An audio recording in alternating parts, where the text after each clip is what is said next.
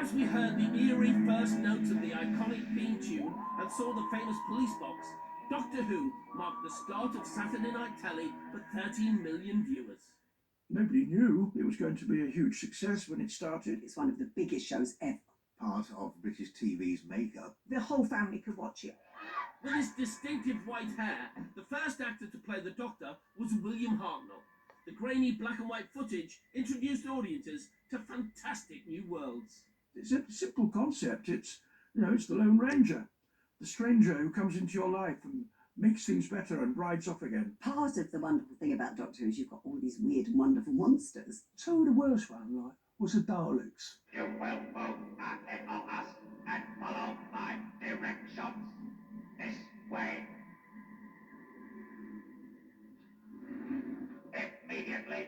The Daleks inspired terror for half a century. They're not that scary when you think about it, but it's the way they filmed it. In 1974, Tom Baker, with his trademark long scarf, became the fourth actor to fight strange intergalactic threats. Some genius came up with the idea of regeneration. So when an actor wanted to do something else, he regenerates. It's now this actor. One of Tom Baker's memorable stories aired in 1976. Titled The Seeds of Doom, the plot involved humans becoming green and bumpy crinoids, thanks to an alien seed pod found by smartly dressed evil millionaire Harrison Chase. What's happening? You're changing into a plant, Keeler. You're privileged. Think of it, a marvellous new species of plant. Half man, half courgette. There's better special effects in my fridge. Special effects also featured in later scenes as the Doctor's companion Sarah Jane was strangled by vigorously shaking plants. But not everybody was happy with the episode.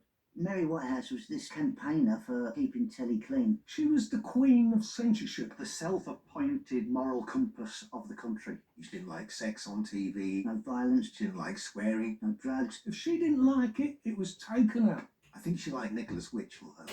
According to Mary, a struggling and frightened-looking Sarah Jane being strangled by plants was inappropriate viewing for Saturday tea-time telly.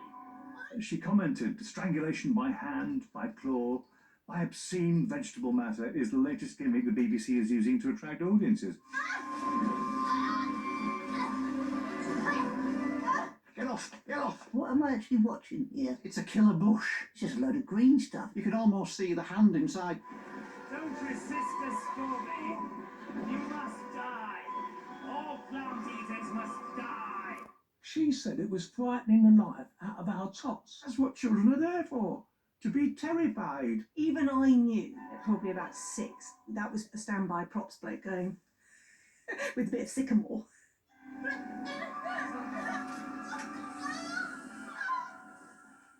Mary Whitehouse wrote to the BBC and said, this has to be changed. All she saw was the threat of violence and didn't understand the nature of the story that was being told. I did wonder sometimes whether she'd actually watched the programme. The only people who are going to be frightened of this are vegans.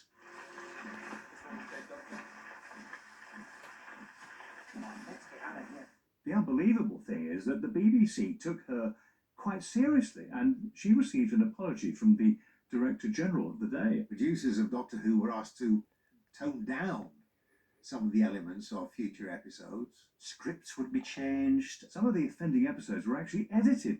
And extra editing cost the already humiliated producers lots of money. Bowing down to the pressures of the PC brigade, BBC chiefs were unable to exterminate press interest in Mary's complaints, and the Doctor time-travelled into the headlines. Doctor Who was supposed to be scary. It's an adventure story, and the best adventures are ones where you worry about your hero.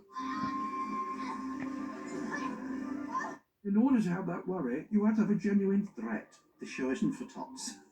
It's kind of for teenagers and young adults. It's up to the parents what their kids watch, not Mary Whitehouse. I think she was overprotective. Mary Whitehouse got it wrong about trying to curb what people were allowed to watch.